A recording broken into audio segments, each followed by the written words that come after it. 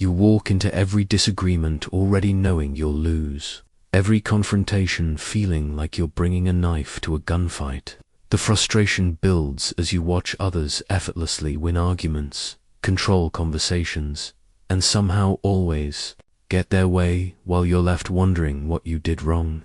I am Sun Tzu, and I proved that victory belongs not to the strongest or loudest, but to those who understand that all warfare is based on deception and positioning. The conflict mastery principles I'll share will make you unbeatable not through aggression, but through the strategic brilliance that has guided winners for over 2 millennia. Whether you're facing ancient armies or modern adversaries, the same laws of conflict determine who emerges victorious and who retreats in defeat. Start by liking this video, subscribing for more proven strategies, and telling me in the comments where you're watching from. I'm curious to see our global community of future victors grow. I want you to understand something that took me years to learn. Strength without strategy is nothing more than organized defeat. When I first picked up this wooden training sword, I believed what every young warrior believes, that victory belonged to the strongest, fastest, most aggressive fighter. I was wrong, and my early failures taught me lessons that would reshape how the world thinks about conflict. In my youth, I trained relentlessly with weapons, building muscle and speed, convinced that physical dominance would make me unbeatable. I challenged every opponent I could find, eager to prove my worth through combat. What I discovered was humiliating. I lost more fights than I won, despite being stronger than many of my opponents. The wooden training sword became a symbol of my ignorance, a reminder that I was fighting with my body when I should have been fighting with my mind. The turning point came during a particularly brutal training session, when I watched water flowing around a massive stone in the courtyard. The stone was immovable, ancient, seemingly permanent, yet the water had carved a deep groove through its center. Over time, I realized I had been trying to be the stone when I should have been learning from the water. Brute force was the path of the weak, not the strong. That day, I began studying the patterns of conflict rather than just practicing techniques. I observed how animals fought, how they used terrain, timing, and psychology to overcome stronger opponents. I watched how successful generals thought, how they positioned their forces, how they created advantages before battles began. I learned that every confrontation has invisible elements that determine the outcome long before the first blow is struck. My transformation from a muscle-bound failure to a strategic thinker didn't happen overnight. I had to abandon my ego, admit my approach was fundamentally flawed, and rebuild my understanding of conflict from the ground up. The wooden sword that once represented my limitations became my teacher, reminding me that discipline comes before technique, and strategy comes before strength. Through countless observations and failures, I discovered that human conflict follows predictable patterns. People reveal their intentions through subtle signals. They make the same mistakes under pressure, and they can be maneuvered into disadvantageous positions through careful psychological manipulation. The key was learning to see these patterns and use them to achieve victory without unnecessary violence. What I want you to understand is that becoming unbeatable isn't about becoming stronger, it's about becoming smarter. The person who never loses a fight isn't the one who wins every physical confrontation, but the one who avoids unnecessary conflicts while winning the ones that matter. This requires a complete shift in thinking from reactive to strategic, from emotionally to calculated, from hoping for the best to creating inevitable outcomes. The silk banner hanging in my tent tells a story that changed my understanding of victory forever. It was given to me by an enemy commander who surrendered his entire army without a single arrow being fired, without one drop of blood being shed. This banner represents the supreme excellence, subduing your enemy without fighting. I remember the campaign vividly. We faced a larger, well-equipped army positioned on favorable terrain. My advisors urged me to attack immediately, arguing that delay would only strengthen our opponent's position. But I had learned that the greatest victories come not from defeating enemies, but from making them defeat themselves. Instead of charging into battle, I began a campaign of psychological warfare. I spread rumors about the size of my forces, positioned small units to create the illusion of larger numbers, and most importantly, I studied my opponent's character. Through careful intelligence gathering, I learned he was a cautious man, prone to overthinking, with advisors who disagreed among themselves. I fed his paranoia systematically. False information reached his camp about secret alliances forming against him, about supply lines being cut, about defections in his own ranks. I made sure he heard conflicting reports that would fuel arguments among his advisors. Most crucially, I positioned my forces to suggest multiple possible attack routes while never actually committing to any single approach. The beauty of this strategy was that my opponent began fighting battles that existed only in his imagination. His troops grew anxious, watching for attacks that never came. His advisors exhausted themselves debating threats that were largely fabricated. His supplies dwindled as he maintained heightened alert status for weeks. Meanwhile, my forces remained fresh, focused, and ready.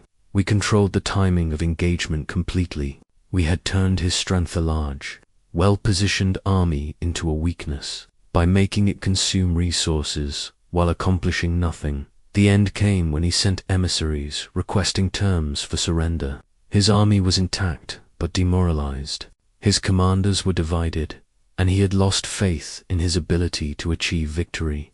The silk banner he offered was not just a symbol of defeat, it was an acknowledgement that I had won the war in his mind before the battle ever began. This taught me that the highest form of conflict resolution is making your opponent choose not to fight. When you can project enough strategic uncertainty, psychological pressure, and tactical superiority that your opponent concludes victory is impossible, you have achieved something far more valuable than battlefield success. You have won without cost. The person who never loses a fight understands this principle deeply.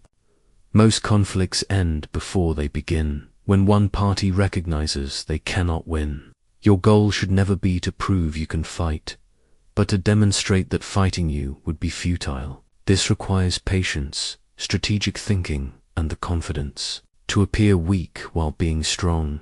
True strength lies not in your ability to destroy opponents, but in your capacity to make destruction unnecessary. The silk banner reminds me daily that the greatest victories leave everyone alive to fight another. They accept they choose not to because they understand the outcome would be inevitable.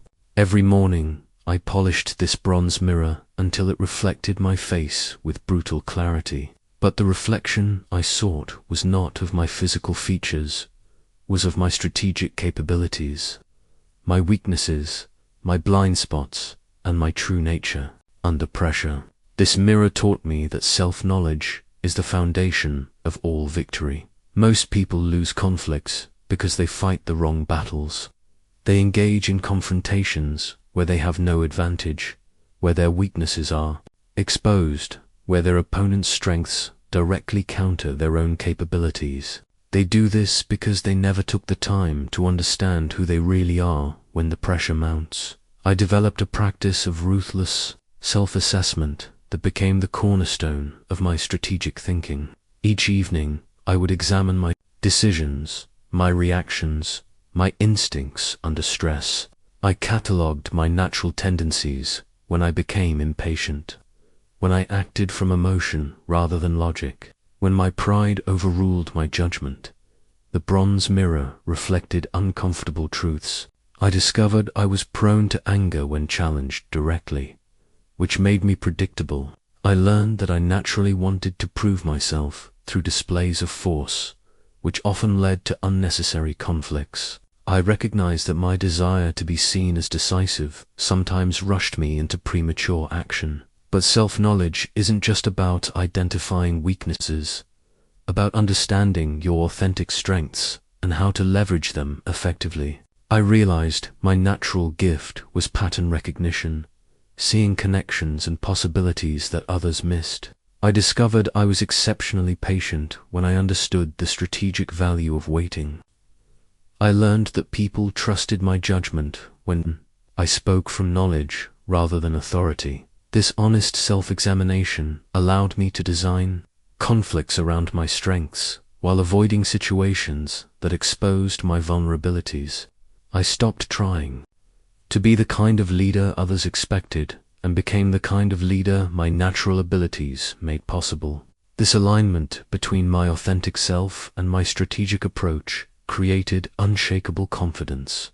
True confidence isn't believing you can handle anything, it's knowing exactly what you can handle and positioning yourself accordingly. When you understand your capabilities precisely, you stop accepting challenges that you cannot win and start creating challenges that play to your advantages. I learned to ask myself specific questions before any potential conflict. What are my emotional triggers in this situation? Where are my strongest and weakest relative to my opponent? What outcomes am I truly seeking versus what my ego wants?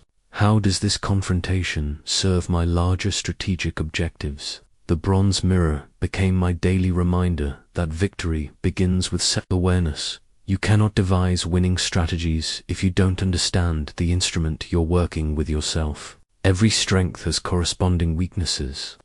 Every advantage creates vulnerabilities. Every natural tendency can become either an asset or a liability depending on the circumstances. The person who never loses a fight knows themselves so completely that they only engage in conflicts where victory is virtually guaranteed. They understand their psychological patterns, their decision-making processes under stress, and their authentic capabilities without the distortion of wishful thinking or social expectations. This self-knowledge creates a kind of strategic confidence that others can sense immediately. When you know exactly who you are and what you're capable of, you project an authority that makes opponents question their own assessment of the situation. They sense you're fighting from knowledge, not hope. These jade figurines sit before me as I speak, each one carved to represent a different type of person I encountered in conflict throughout my campaigns. Learning to read people became as essential as reading terrain, perhaps more so, because human nature determines how every battle unfolds. The first figurine represents the aggressive charge of people who attack immediately when challenged, driven by emotion rather than strategy. I learned to recognize them by their quick breathing, clenched fists, and tendency to interrupt. These opponents are easiest to defeat because their predictability makes them manageable. You simply position yourself to redirect their energy rather than oppose it directly. The second figurine is the cautious calculator, those who overthink every move, seeking perfect information before acting. You identify them by their endless questions, their desire to delay decisions, their tendency to seek consensus. With these opponents, you win by forcing them to act before they feel ready, creating time pressure that disrupts their analytical process. The third represents the social manipulator, people who fight through others, building coalitions and spreading influence indirectly. They reveal themselves through charm that feels calculated, their tendency to know everyone's business, their skill at making others feel special.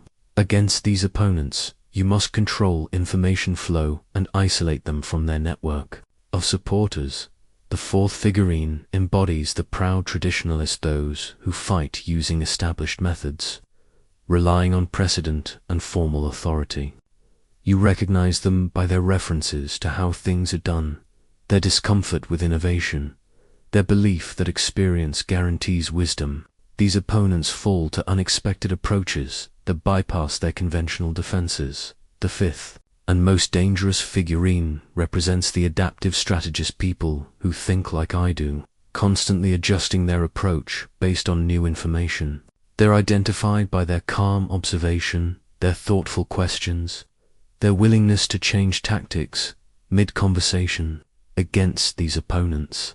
You must be absolutely certain of your position before engaging, but recognizing types is only the beginning.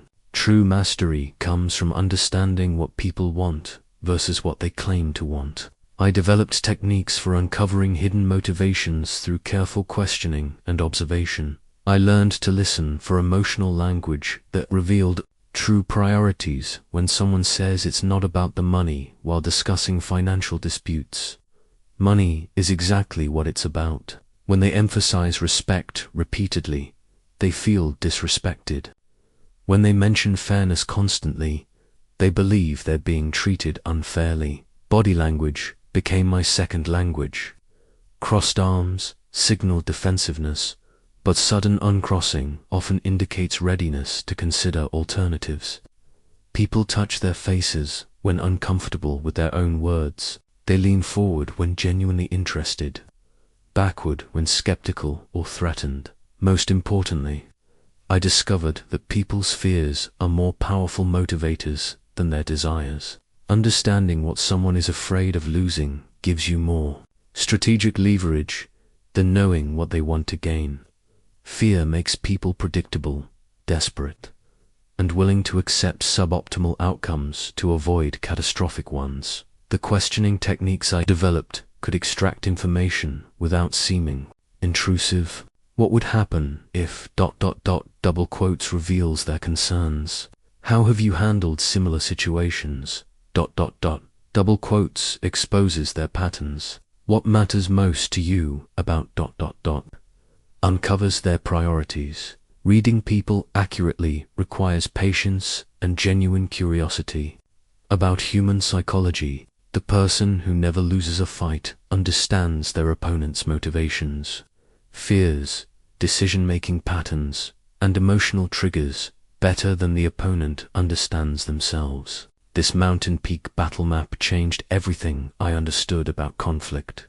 It wasn't drawn by an artist, it was sketched by me after a devastating lesson about how terrain determines destiny.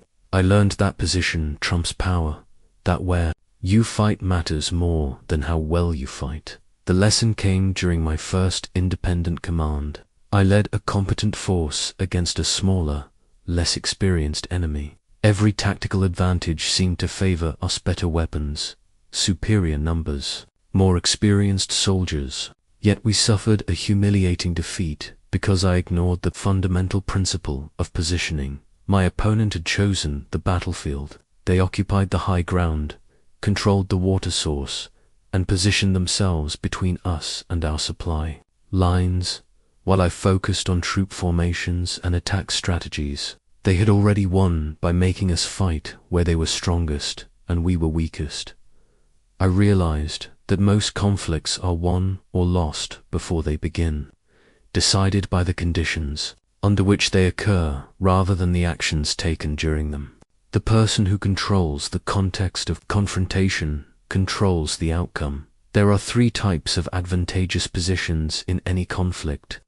The first is moral high ground fighting for principles that others recognize as legitimate and important. When you represent fairness, justice, or widely shared values, opponents must attack not just you, but the principles you embody, which makes them appear unreasonable. The second is information high ground, possessing superior knowledge about the situation, the people involved, and the potential consequences. When you understand the full context while your opponent operates with incomplete information, you can predict their moves while they cannot anticipate yours. The third is strategic high ground, controlling the timing, location, and terms of engagement. This means choosing when to engage and when to wait, determining what issues get discussed and in what order, and setting the standards by which success will be measured. Creating favorable conditions requires patience and careful maneuvering. You don't simply demand better positioning, you gradually shift circumstances until advantageous conditions emerge naturally. This might mean waiting for your opponent to make mistakes, gathering additional information, or building support from neutral parties. I learned to ask specific questions before any potential confrontation. Who benefits from immediate action versus delayed action? What information do I have that they lack, and vice versa? What principles or values can I invoke that will resonate with observers? How can I frame this conflict in terms that favor my position? Most people rush into confrontations, from whatever position they happen to occupy when the conflict begins. They accept unfavorable terms because they're angry, impatient, or convinced that rightness alone will prevail. This is strategic suicide. The mountain peak battle map reminds me that geography is psychology. When you fight from higher ground, or metaphorically, force opponents to work harder to reach you while you can see their approach clearly. They must expose themselves while climbing toward your position, giving you multiple opportunities to strike or negotiate from strength. Maneuvering opponents into disadvantageous positions requires subtlety. You cannot appear to be manipulating circumstances, or they will recognize the trap and refuse to enter it.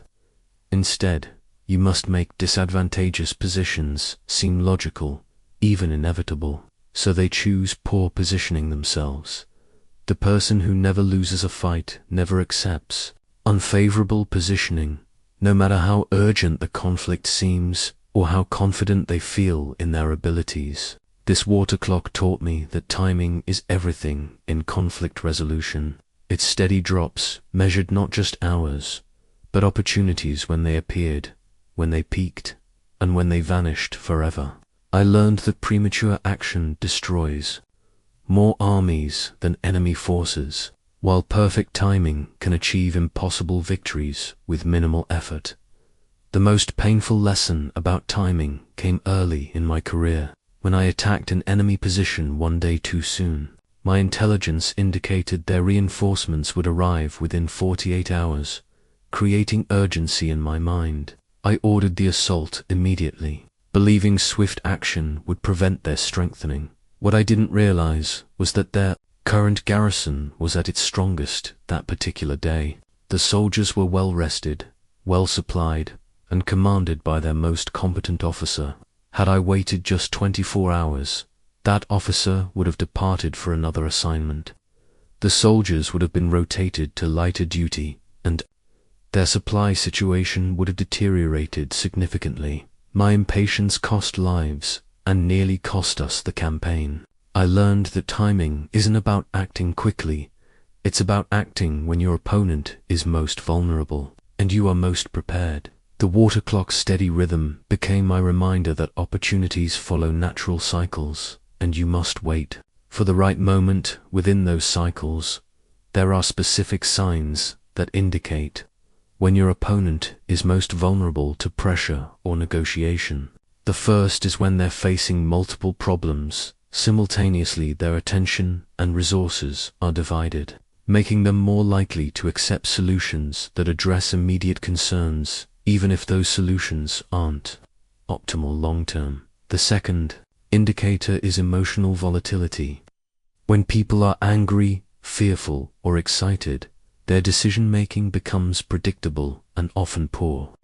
They seek quick resolutions to reduce psychological stress, which creates opportunities for those who remain calm and patient. The third sign is when they've committed resources to a particular course of action, and changing direction would require admitting error. People become increasingly invested in failing strategies rather than acknowledging mistakes, creating opportunities for those who can offer face-saving alternatives. Building unstoppable momentum requires understanding that momentum is psychological as much as practical. When people believe progress is inevitable, they begin acting as if it's already achieved. This creates a self-fulfilling prophecy where perceived momentum becomes actual momentum. I learned to create momentum through sequence and symbolism. Small, visible victories build credibility for larger claims. Public commitments create pressure for follow-through. Deadlines generate urgency that prevents overthinking. Each success makes the next success seem more likely and the cost of opposition seem higher. The key is recognizing when momentum has shifted in your favor and when it's working against you. Momentum is like a river current when it's flowing your direction. Minimal effort produces maximum results. When it's flowing against you, tremendous effort produces minimal results. There are moments in every conflict when the entire dynamic can shift based on a single action or statement. These pivotal moments feel different. There's an electricity in the air, a sense that something significant is about to be decided. The person who recognizes these moments and acts decisively often determines the entire outcome. Patience in conflict is not passive waiting, it's active preparation for the right moment. While you wait, you gather information, build support, improve your position, and watch for signs that circumstances are shifting in your favor. When that moment arrives, you must be ready to act with complete commitment and overwhelming force. This tiger skin cloak commanded respect before I spoke a single word. When I wore it into negotiations or battle councils, the atmosphere changed immediately. People sat straighter, spoke more carefully, and thought twice before challenging my statements. I learned that perception often matters more than reality. How you appear to others determines how they treat you. The cloak taught me that intimidation isn't about fear, it's about respect for your capabilities. True intimidation makes people think carefully about opposing you, not because they're afraid of you personally, but because they recognize that confronting you would be costly and unlikely to succeed. There are 3 pillars of psychological dominance in any interaction. The first is competence. Display demonstrating that you understand the situation better than anyone else in the room. This doesn't mean showing off knowledge, but asking the right questions, identifying problems others missed, and offering solutions that reveal depth of thinking. I learned to establish competence through preparation that was visible but not ostentatious. I would reference specific details that proved I had done my research, mention relevant experiences that showed pattern recognition, and demonstrate understanding of consequences that others hadn't considered. This made opponents realize they were dealing with someone who thought several moves ahead. The second pillar is calm, confidence, maintaining composure regardless of pressure or provocation. When others become emotional, reactive, or desperate, your steady demeanor highlights their instability. People instinctively trust those who remain calm under stress and distrust those who appear overwhelmed or frantic. The tiger skin cloak reminded me that confidence is communicated through posture, tone, and rhythm more than words. I learned to speak slightly slower than felt natural, to pause before responding to challenges, and to maintain steady eye contact without staring aggressively. These subtle behaviors signal that you're operating from a position of strength rather than desperation. The third pillar is consequence clarity, making it clear that opposing you carries significant costs while cooperating offers meaningful benefits. This isn't about threats, but about helping people understand the natural results of different choices. You want them to recognize that conflict with you would be expensive, while collaboration would be profitable. I discovered that the most effective intimidation feels helpful rather than hostile. When you can show someone that their current path leads to problems, while your proposed path leads to solutions, they choose your direction not because they fear you, but because you've made the smart choice obvious. The difference between intimidation and true commanding presence is sustainability. Intimidation through fear creates resentment and resistance that emerges later. Commanding presence through demonstrated competence creates respect that grows over time. I learned to project strength through restraint rather than display.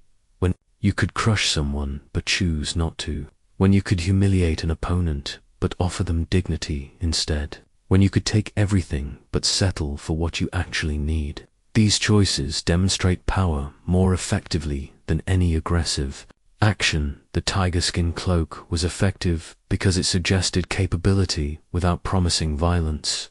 People knew I was dangerous if provoked, but they also sensed I preferred to achieve objectives through intelligence rather than force.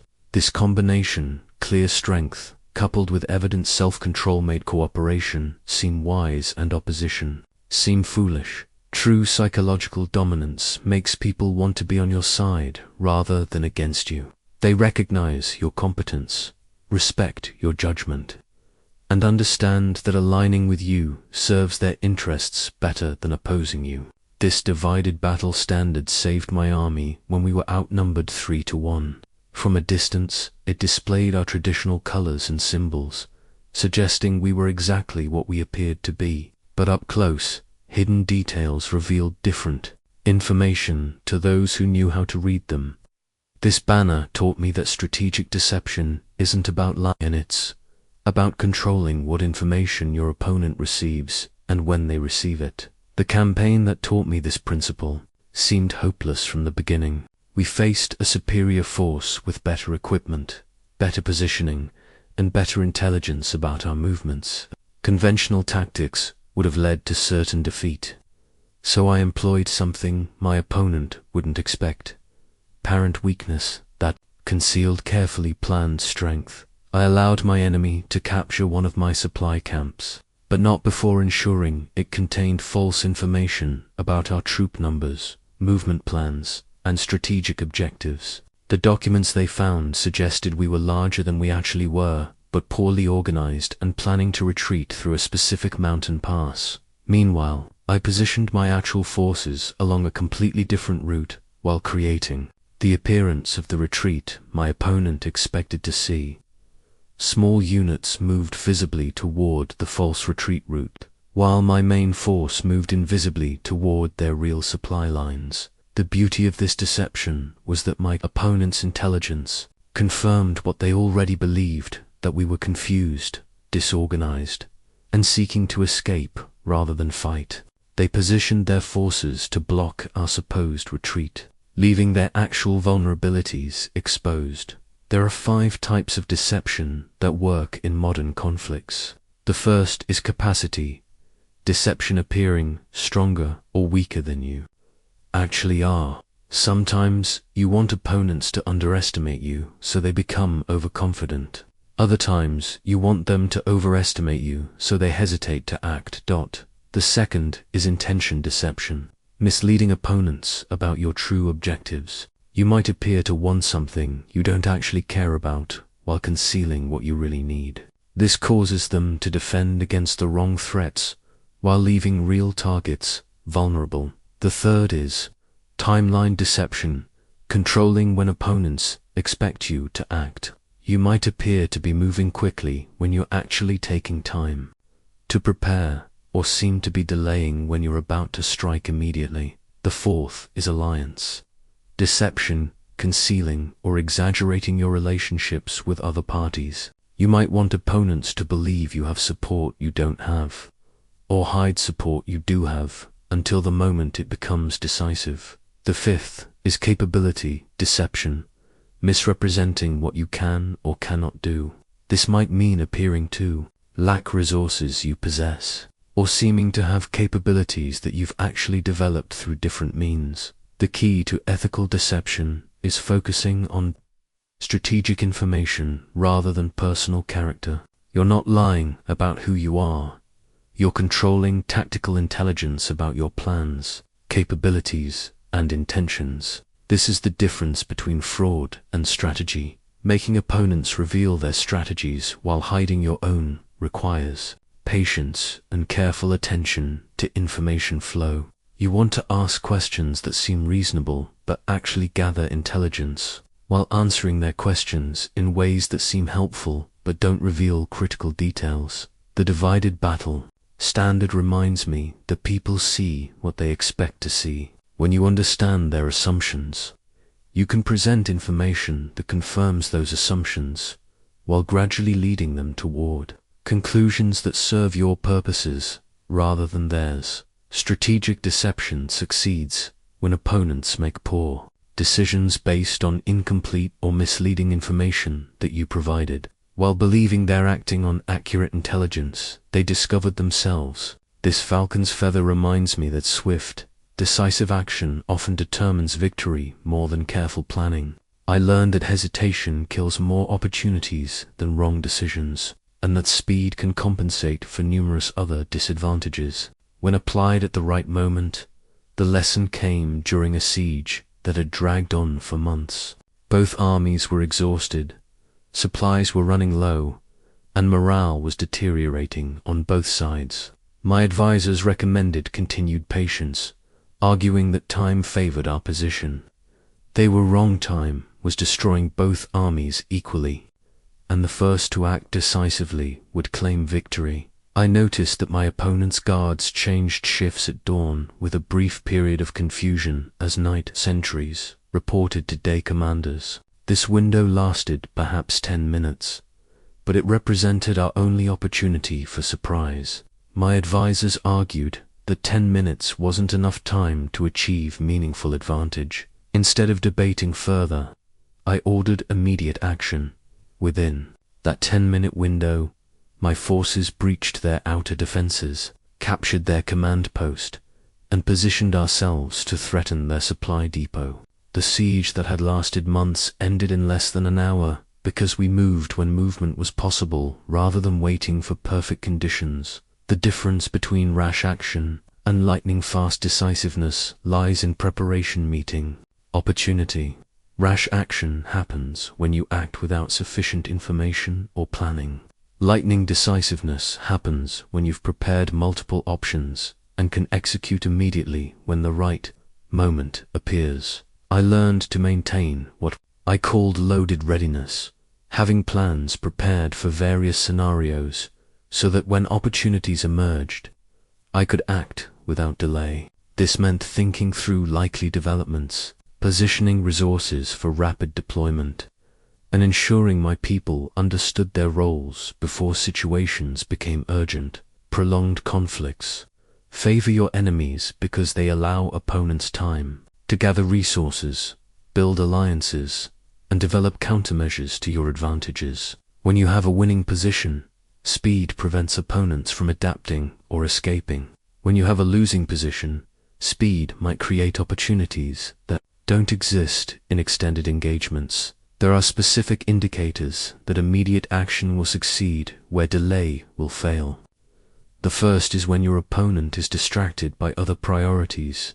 They cannot focus fully on your challenge. If they're managing multiple crises simultaneously. The second indicator is when emotional momentum is moving in your direction. People are more likely to accept dramatic changes when they're already feeling unsettled or dissatisfied with current conditions. The third sign is when your opponent has committed resources to a particular course of action. They cannot easily redirect those resources to counter your moves without abandoning their existing investments. My system for making rapid decisions under pressure involves pre-established criteria rather than real-time analysis. Before entering any potential conflict situation, I determine what outcomes I'm seeking, what I'm willing to risk, and what signs will indicate it's time to act. This preparation allows instant decision-making when opportunities appear. The falcon strikes when prey is exposed, not when conditions are perfect. Perfect conditions rarely exist. In conflict situations, there's always more information you could gather, more preparation you could complete, more support you could build. But opportunities are temporary, and opponents adapt quickly to changing circumstances. When you recognize the right moment for decisive action, you must commit completely. Half-hearted speed is worse than careful deliberation because it combines the risks of hasty action with the disadvantages of delayed action. Strike like lightning or don't strike at all. This smooth river stone sits before me as proof that persistence and adaptability overcome rigid strength. Water shaped this stone over centuries, not through force, but through relentless adaptation to every curve, every resistance, every obstacle. The stone tried to block the water's path, but water simply found new ways to flow until it had carved through the stone's heart. I learnt this principle during one of my most challenging campaigns, when my carefully planned strategy encountered unexpected resistance. The enemy had fortified positions I hadn't anticipated. Allies I had counted on failed to materialize, and weather conditions disrupted my timeline completely. My initial plan was failing. Catastrophic ally. My first instinct was to push harder, with the original strategy to overcome obstacles through increased effort and determination. This is what most leaders do when plans fail, and it's why most leaders lose when circumstances change. I was fortunate to recognize that my rigidity was defeating me more effectively than my enemy's resistance. Instead of forcing my original plan to work, I began adapting to the reality I faced rather than the situation I had expected. Where the enemy was strongest, I avoided direct confrontation. Where they were weakest, I concentrated my efforts. When allies disappointed me, I found new sources of support. When weather delayed me, I used the time to improve my positioning. The transformation was remarkable. By flowing around obstacles, instead of attacking them directly, I began making progress that had seemed impossible when I tried to bulldoze through resistance. The enemy, prepared for my original approach, was unprepared for the adapted strategy that emerged from responding to actual conditions. Adaptability in conflict requires maintaining your core principles while remaining flexible about methods. Your fundamental objectives, what you're trying to achieve, and why should remain constant. But your tactics, timing, and approach should adjust continuously based on new information and changing circumstances. There are 5 signs that your current approach isn't working and adaptation is necessary. The first is when increased effort produces diminishing returns. You're working harder but achieving less progress than before. The second indicator is when your opponent seems to anticipate your moves. They're prepared for your standard approaches and have developed effective countermeasures. The third sign is when neutral parties begin supporting your opponent. Your approach is creating sympathy for their position rather than yours. The fourth warning is when you find yourself making the same arguments repeatedly without persuading anyone. Repetition indicates your message isn't connecting with your audience. The fifth indicator is when you feel increasingly frustrated or angry. Emotional intensity often signals that logical approaches aren't working and different tactics are needed. My method for flowing around obstacles instead of attacking them directly involves what I call strategic patience. When you encounter resistance, stop and study it carefully. Understand why the resistance exists, what maintains it, and what might cause it to weaken or shift. Sometimes obstacles can be bypassed entirely. You achieve your objectives through different routes that avoid confrontation altogether. Sometimes obstacles can be undermined. Gradually, you erode their foundation rather than attacking their visible strength. Sometimes obstacles contain weaknesses that become apparent only when you study them closely. The Riverstone reminds me that water wins not through superior force but through superior strategy. Water doesn't fight the stone, studies the stone, finds every crack and crevice, and patiently works through the smallest openings until even the hardest granite surrenders. The person who never loses a fight understands that winning sometimes requires changing the nature of the fight itself. This general's seal of authority reminds me that the greatest battles are won or lost inside your own mind before they ever reach the external battlefield. I learned that internal conflict weakens external strength, and that divided attention leads to inevitable defeat. The person who never loses a fight must first achieve unity of command within themselves. The lesson came during a complex campaign, where I faced multiple threats simultaneously. Enemy forces approached from 3 directions, supply lines were threatened, and political pressures demanded immediate results. My natural instinct was to address all problems at once, dividing my attention and resources among competing priorities. The result was predictable disaster. Forces assigned to multiple objectives accomplished none of them effectively. My attention scattered across different challenges meant I couldn't focus deeply enough to solve any of them well.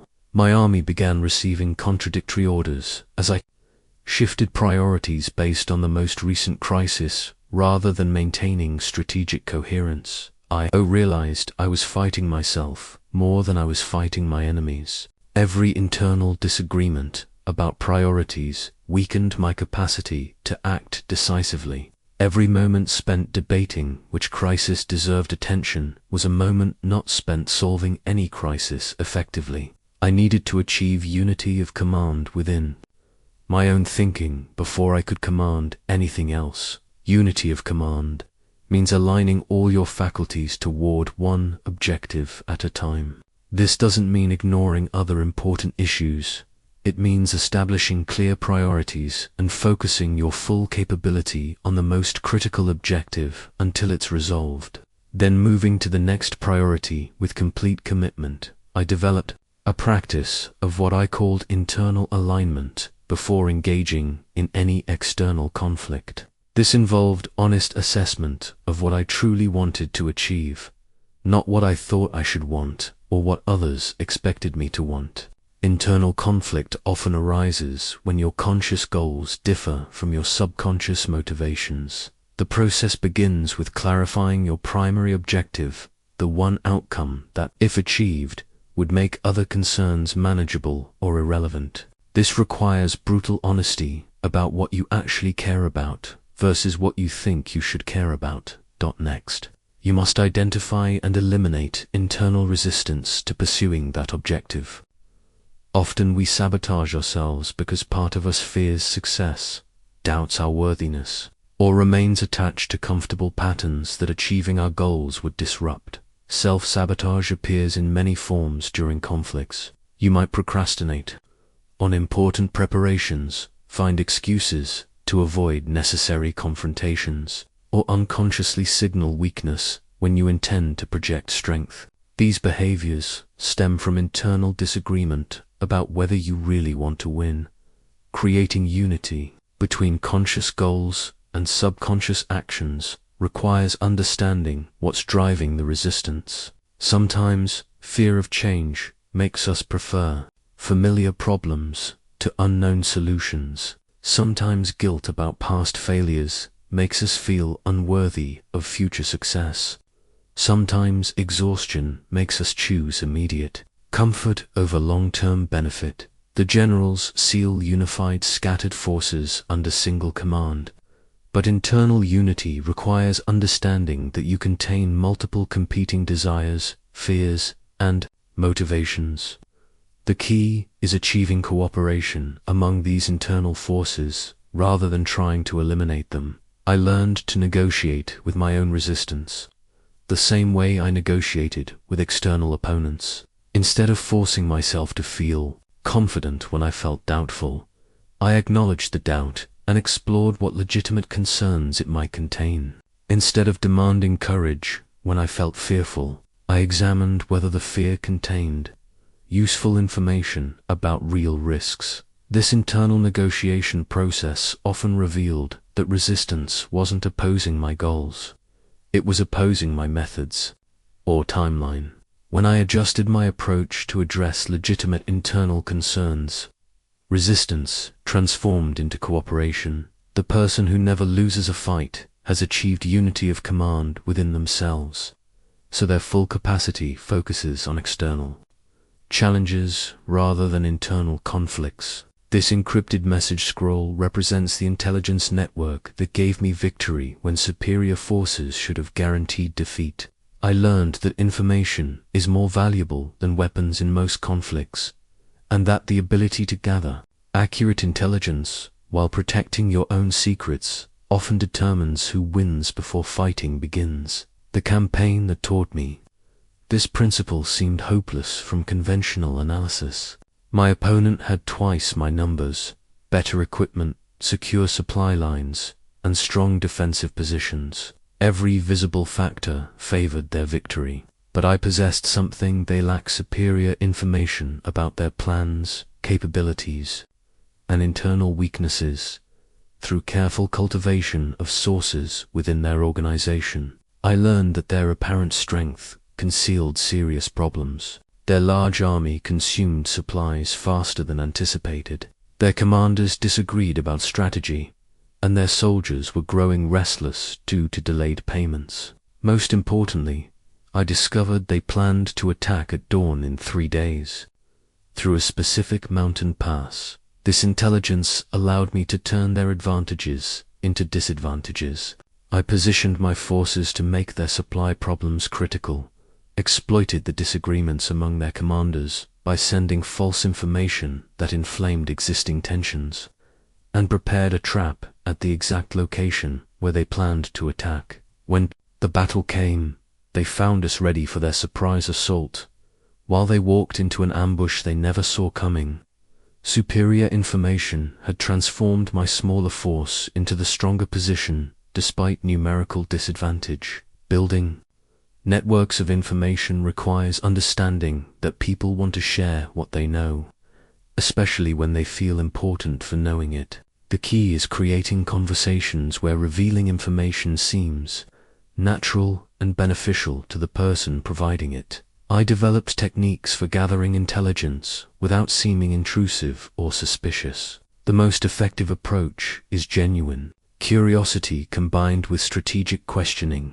When you ask about someone's expertise, their experiences, or their opinions on relevant topics, they often reveal far more than they intend. Questions that begin with, "How do you handle ... or "What's your experience with ... invite people to share their knowledge while feeling valued for their expertise. What would happen if ... double quotes, reveals their concerns and assumptions? Who else understands ... helps you identify additional information. Sources. The art of using questions as weapons involves understanding that the person asking questions controls the conversation's direction. By choosing what topics get discussed and in what order, you can guide people toward revealing information that serves your strategic needs. Verifying information and detecting lies requires understanding how people behave when they're being truthful versus when they're being deceptive. Truthful people provide details that can be verified, admit when they don't know something, and maintain consistent stories under questioning. Deceptive people offer vague generalizations, claim certainty about everything, and adjust their stories when pressed for specifics.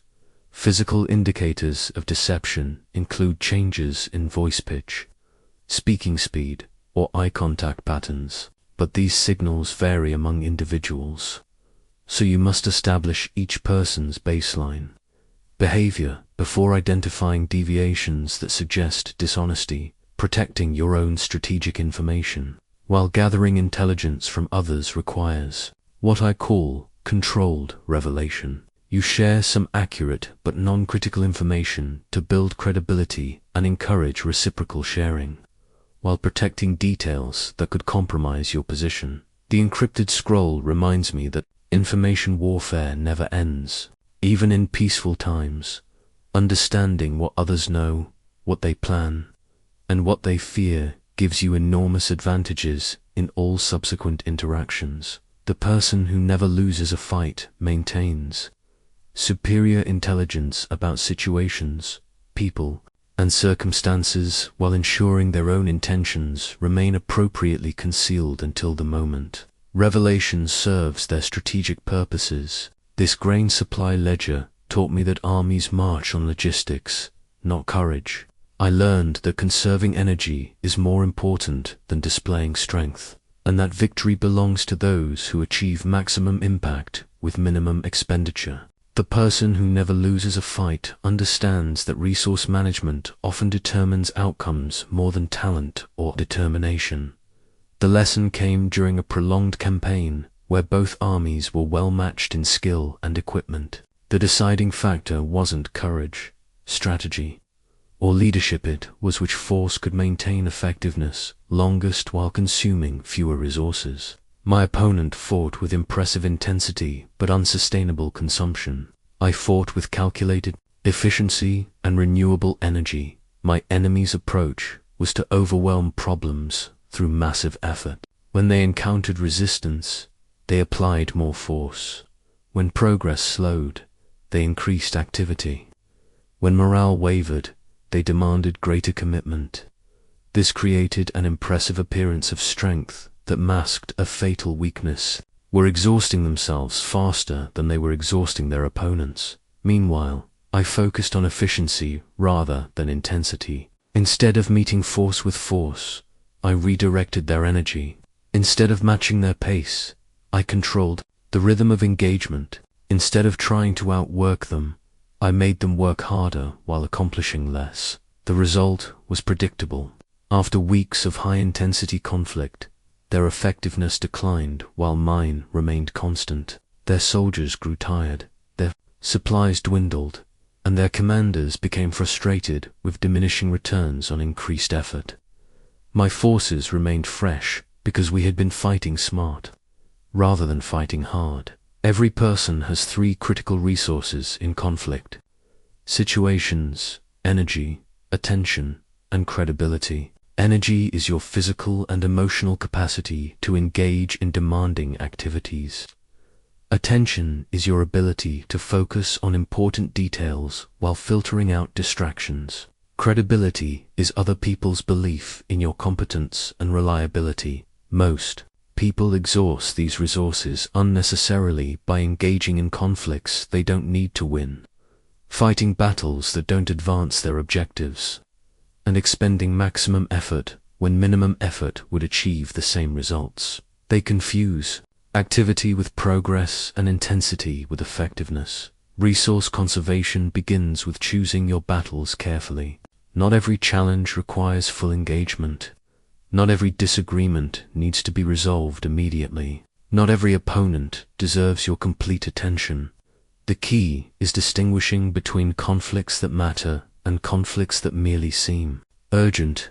My system for maximum impact with minimum expenditure involves what I call leverage points, places where small actions produce large results. Instead of trying to change everything at once, identify the few critical factors that influence everything else. Then focus your resources on those leverage points. Making opponents exhaust themselves while you remain fresh requires understanding their psychology and energy patterns. Most people fight hardest when they first encounter resistance, then gradually lose intensity as initial efforts fail to produce quick results. If you can survive their initial surge while conserving your own energy, they often defeat themselves through overexertion. This doesn't mean being passive or defensive.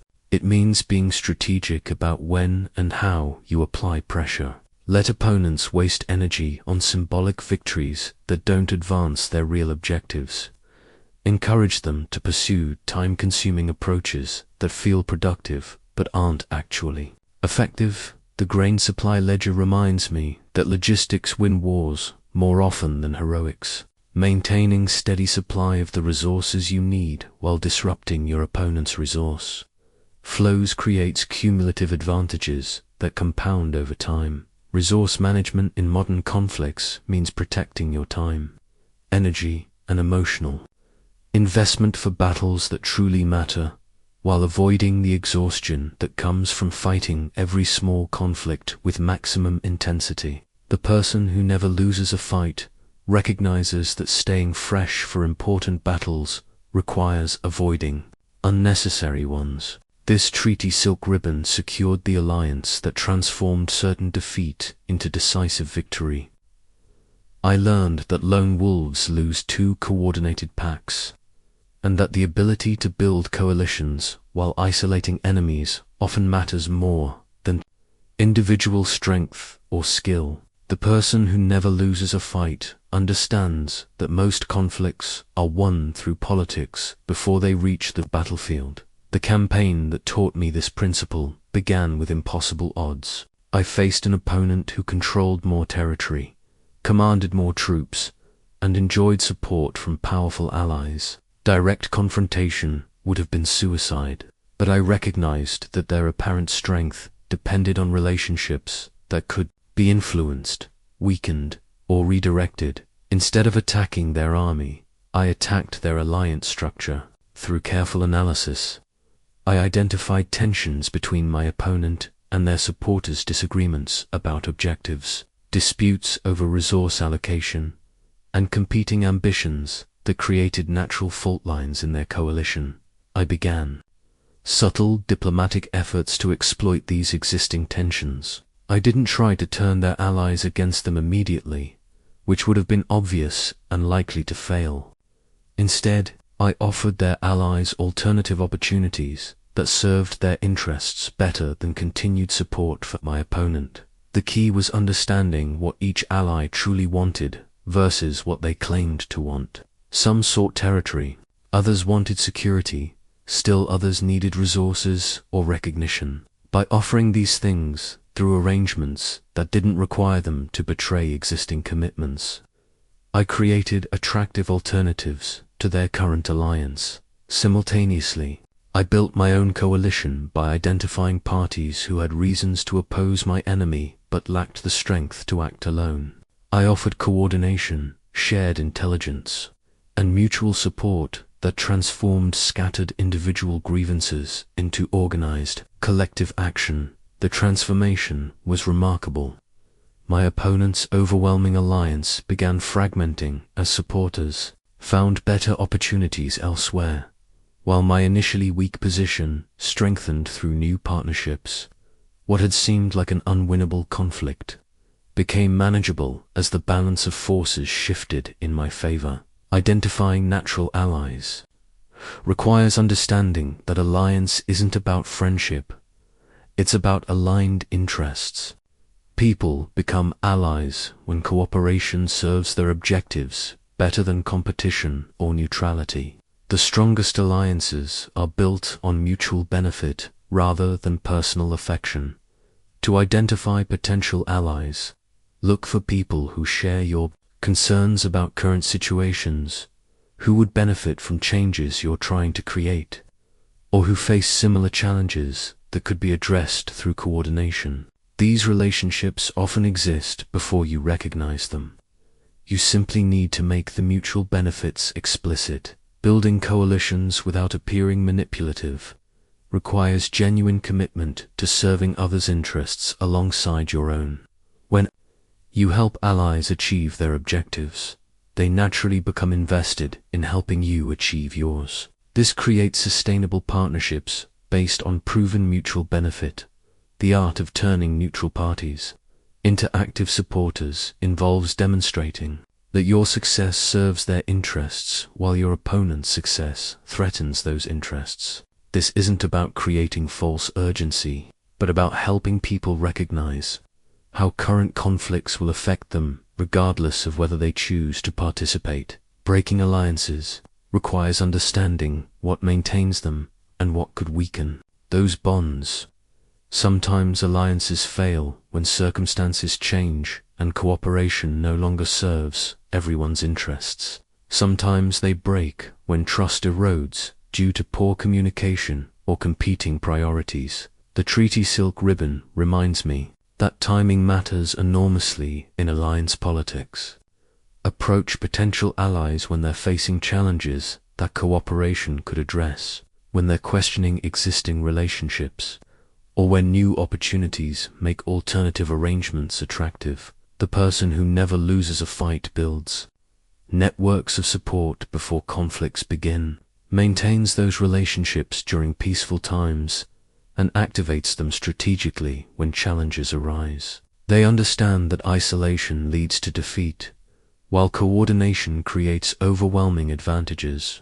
These 5 polished stones represent the different types of triumph I learnt to recognize throughout my campaigns. Many people win battles but lose wars because they don't understand when they've achieved their true objective. The person who never loses a fight knows when to press advantage and when to stop. when to claim victory and when to offer grace. The first stone represents complete victory, achieving everything you wanted while preventing your opponent from achieving anything they wanted. This is the rarest and most dangerous type of victory because it often creates lasting resentment and future conflicts. Complete victory should be pursued only when your opponent poses an ongoing threat that partial victory cannot address. I learned this during a campaign where I had the opportunity to utterly destroy an enemy force. My advisors urged total annihilation, arguing that mercy would be seen as weakness. But I recognized that complete victory would create martyrs and motivate others to seek revenge. Instead, I achieved my strategic objectives while allowing my opponent to retreat with dignity, preventing future conflicts. The second stone represents strategic victory, achieving your primary objective, even if your opponent gains something in the process. This is often the most practical type of victory because it focuses on what you actually need rather than what your ego wants. Strategic victory allows both parties to claim some success, reducing the likelihood of continued conflict. The third stone represents psychological victory, winning in ways that change how others perceive you and your capabilities. Sometimes the objective isn't immediate gain, but long-term reputation. When you handle one conflict with such skill that future opponents hesitate to challenge you, you've achieved psychological victory that prevents multiple future battles. The fourth stone represents defensive victory, successfully preventing an opponent from achieving their objectives against you. This might seem like a lesser victory, but defensive success often requires more skill than offensive success. When you can neutralize threats without needing to counterattack, you demonstrate strength that deters future challenges. The fifth stone represents transformational victory, turning opponents into allies through the way you handle conflict. This is the highest form of victory because it not only resolves the immediate conflict, but strengthens your position for all future challenges. When former enemies become supporters, you've achieved something far more valuable than battlefield success. Recognizing when you've achieved your true objective requires honest assessment of what you actually needed versus what you thought you wanted when the conflict began. Often, our initial demands exceed our real requirements. Victory might be available before you realize it if you focus on substance rather than symbols. My system for knowing when to press advantage and when to stop involves predetermined criteria established before conflicts become heated. I decide in advance what outcomes would constitute acceptable victory, what risks I'm willing to accept to achieve those outcomes, and what signs will indicate it's time to conclude rather than continue. Gracious victory prevents future conflicts by leaving opponents with dignity intact and face-saving explanations for their defeat. When you can allow opponents to frame their surrender as reasonable response to changed circumstances rather than admission of incompetence, they're less likely to seek revenge or redemption through future challenges. The art of gracious victory involves offering opponents something they value in exchange for conceding what you need. This might be public recognition of their valid concerns, acknowledgement of their competence despite their defeat, or opportunity to achieve face-saving partial success in areas that don't matter to your objectives. These 5 stones remind me that victory without wisdom leads to future defeat, while wisdom without victory leads to irrelevance. The person who never loses a fight achieves the type of victory that serves their long-term interests rather than their short-term emotions. This contemporary conflict map shows how ancient principles apply to modern situations. The fundamentals of human conflict never change only. The terrain shifts from physical battlefields to digital spaces, from armies to organizations, from swords to words. The strategic thinking that won ancient wars can master today's challenges when properly adapted. In workplace conflicts, positioning matters as much as it did on ancient battlefields. before engaging in disagreements with colleagues or supervisors. Establish moral high ground by ensuring your position serves organizational interests rather than personal ego. Gather superior information about company priorities, budget constraints, and decision-making processes. Control timing by choosing when to raise issues based on business cycles, leadership, attention, and competing priorities. I would approach workplace politics the same way I approached military campaigns, by understanding the terrain, identifying key players and their motivations, and positioning myself advantageously before conflicts arise. Most workplace defeats happen because people react emotionally to immediate triggers, instead of responding strategically to underlying dynamics. Family disagreements and relationship disputes follow patterns I recognized in diplomatic negotiations. Each party has stated positions, what they claim to want, and underlying interests, what they actually need. Success comes from addressing interests rather than arguing about positions. Use questions to understand what family members really fear, what they truly value, and what outcomes would make them feel respected and heard. In family conflicts, the principle of gracious victory becomes especially important, because you must maintain relationships after disputes end. Winning arguments while damaging relationships is strategic failure. Instead, focus on solutions that allow everyone to maintain dignity while addressing the legitimate concerns that created conflict. The art of negotiation through strategic positioning applies whether you're buying a house, discussing salary, or resolving disputes with neighbors. Superior preparation gives you information, advantages, knowing market values, understanding the other party's constraints, and having alternative options if negotiations fail. This knowledge lets you negotiate from strength rather than desperation. Social media conflicts represent modern warfare where ancient principles apply perfectly. The battleground is public opinion rather than physical territory, but positioning, timing, and alliance building determine outcomes, just as they did in my era. Most people lose social media battles by reacting emotionally instead of responding strategically in digital warfare. Remember that every public statement becomes permanent intelligence that opponents can use against you. Practice the restraint I learned in military campaigns. Reveal only information that serves your strategic purposes, while gathering intelligence about opponents through their public statements and reactions.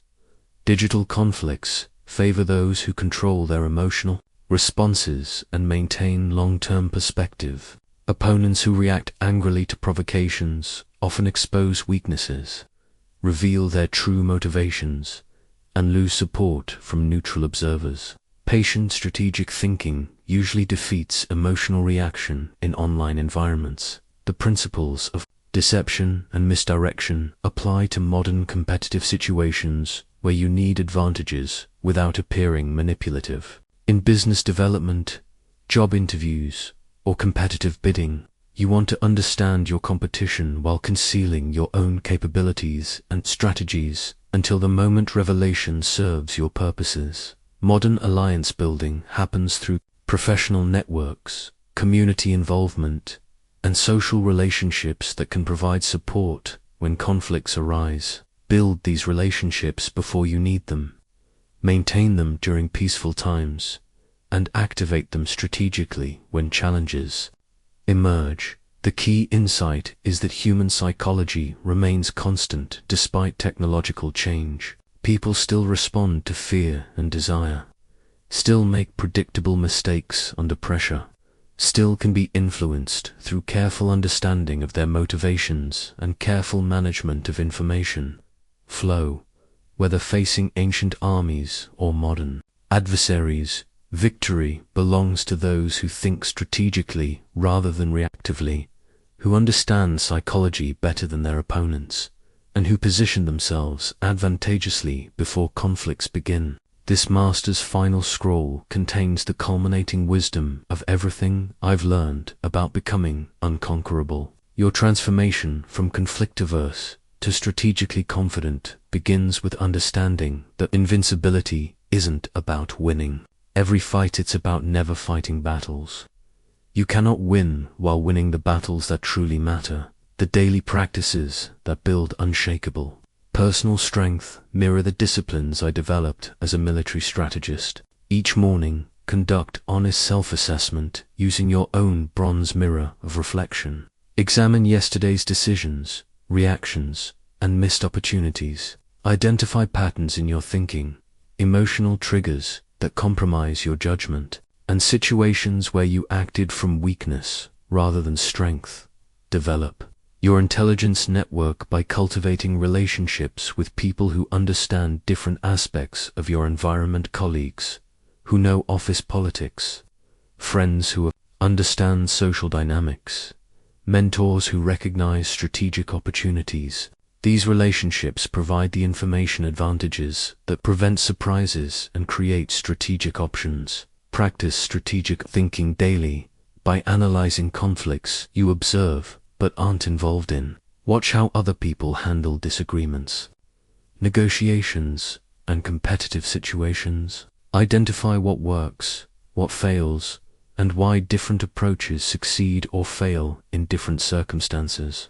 This develops your pattern recognition without the emotional pressure of personal involvement. Build your positioning skills by choosing when and where to engage in conflicts rather than accepting challenges as they arise. Most people fight on terrain and timing chosen by their opponents because they react to immediate provocation instead of responding strategically to underlying dynamics. Cultivate patience by remembering that time often resolves problems that force cannot solve. Many conflicts become unnecessary if you wait for circumstances to change, for emotions to cool, or for new information to emerge. The discipline of strategic waiting prevents many battles while improving your position in others. Create your own art of war by documenting lessons learned from your specific challenges. Every conflict teaches something about human nature, about your own capabilities, or about how particular types of people respond to different approaches. Building your personal knowledge base makes future conflicts more manageable. Your version should include your personal observations about what works in your environment, with your personality, in your specific circumstances. The principles I've shared are universal, but their application must be customized to your situation, your strengths, and your objectives. The person who never loses a fight has developed 3 core capabilities that make them virtually unconquerable.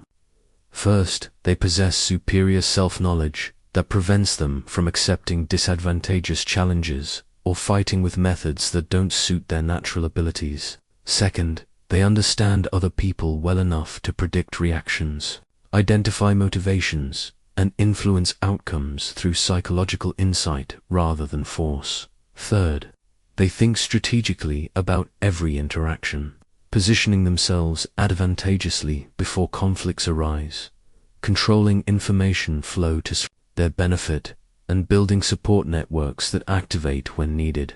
These capabilities transform you from someone who hopes to avoid conflict into someone who manages conflict strategically. My final wisdom on becoming unconquerable is this: true strength isn't the ability to defeat any opponent, it's the wisdom to choose your battles so carefully that victory becomes inevitable. When you combine self-knowledge, understanding of others, and strategic positioning, you create situations where opponents defeat themselves while you achieve your objectives with minimal effort. The legacy of strategic thinking continues through you. Every time you choose patience over reaction, strategy over emotion, positioning over force, you carry forward wisdom that has guided leaders for over 2 millennia. Your success validates these principles for future generations while creating the kind of personal power that transforms challenges into opportunities. Remember, the person who never loses a fight isn't unbeatable because they're stronger than everyone else. They're unbeatable because they understand conflict so deeply that they only fight when victory serves their larger purposes, and they win those fights through superior thinking rather than superior force.